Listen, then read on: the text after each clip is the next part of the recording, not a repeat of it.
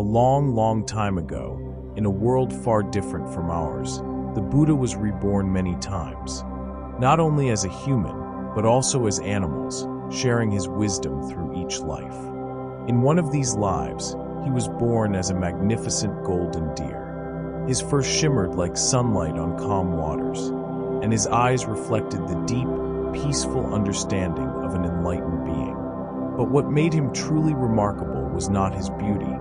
It was his boundless compassion and his gentle heart. The golden deer lived in a vast forest near the great city of Benares. In that forest, 2 large herds of deer thrived, each led by a noble leader. One was the golden deer, known as Nanda, and the other was a strong, courageous deer named Chanda. The king of Benares, however, was a proud man who loved to hunt. He often organized large royal hunts where his men would chase the deer, causing panic and suffering throughout the forest. Tired of living in constant fear, the 2 deer leaders made a bold decision. They went together to the king and proposed an extraordinary agreement. "Your Majesty," they said, "instead of these cruel hunts that bring terror to our families, we offer you this.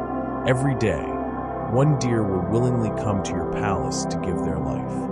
This way, you will have your meal, and countless lives will be spared from unnecessary pain." The king was astonished by the wisdom and courage of these animals. He agreed to their offer.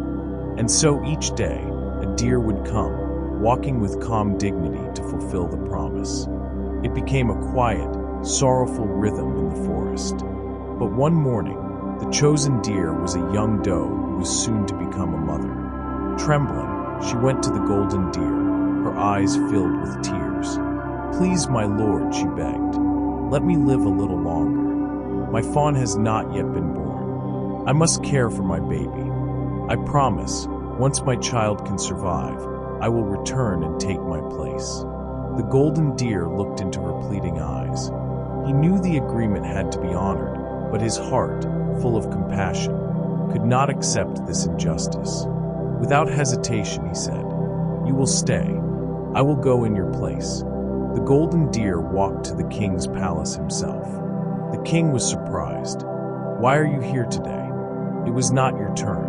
The deer answered softly, "Your Majesty, today it was meant to be a mother, but she carries life within her. I could not allow her to die before giving birth."